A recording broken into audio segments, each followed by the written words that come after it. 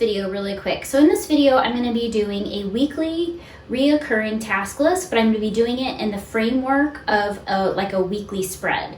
So it's going to be a one-pager. You're going to have the days of the week on the spread, and then you're going to have space for the reoccurring task list, but you're also going to have a section for notes and a to-do list for the week. I just want to highlight really quick that a reoccurring task list is not a to-do list necessarily. Reoccurring tasks are different than things that we just need to do in the sense that those tasks are supportive of our life in some way. Actually in the business world, they're called operational tasks. And so think of things that you would want to put on this list, like, balancing your checkbook, vacuuming once a week, maybe you're cleaning the bathroom once a week, those sorts of things. So the idea is that what are the things that you value that are important to you that you want to get done every single week, so that reoccurring task list is going to look the same and it's going to be supportive of your life in some way. It is going to be different than a habit tracker. Habit trackers are more about establishing a new habit, like drinking more water, maybe working out regularly, those sorts of things. Versus, again, the reoccurring task is more about how am I being supportive of my life? What are the things I need to do to just support my life, my home, my business, my finances? So I hope you enjoy the layout. Obviously, you can use it however you want and customize it. But if you have any questions, just let me know.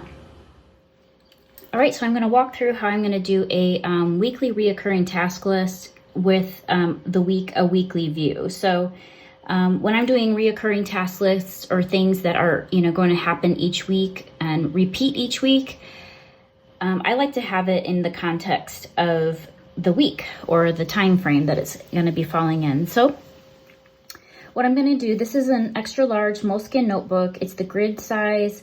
I like to use the grid to help me count and kind of keep things uniform, as uniform as possible.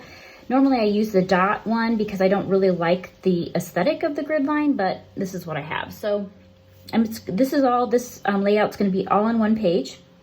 And so I'm going to use squares for each day of the week, and then I'm going to fill in the spaces with a place for reoccurring tasks, a to-do list for the week, and then a notes section. So what I'm going to do is I'm going to start by creating my days of the week. And so I'm going to count down 2 squares from the top, the full squares, and then my squares will be 12 by 8, basically.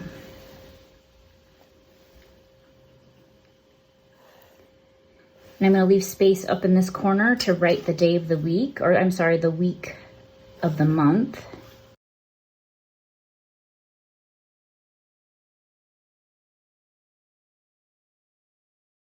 All right, now, so I've got the squares all figured out. So what I'm going to do is I'm going to count down about 3 here, and I'm going to create space for a to-do list. All right, so now I'm going to go ahead and fill everything in with my calligraphy pen, and you'll see it start to come to life and kind of see how this works. And obviously you can use this layout for anything, but this is just what I came up with for this sort of format.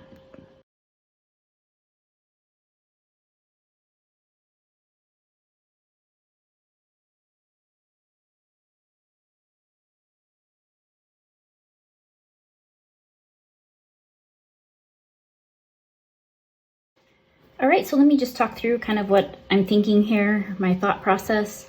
So obviously there's space for planning here up at the top in time. I made a section for reoccurring tasks to be smaller just because it's a smaller time frame. So my assumption is that there might be less reoccurring tasks that happen in a week. So for example, if you're one of those people who really likes to vacuum every single week, that would be something you'd put here. And then I made the to-do section a little bit bigger, and then I made a note section. So obviously you can flip these around and use them for different things, but this is my thought process around this. And so if you have any questions, let me know.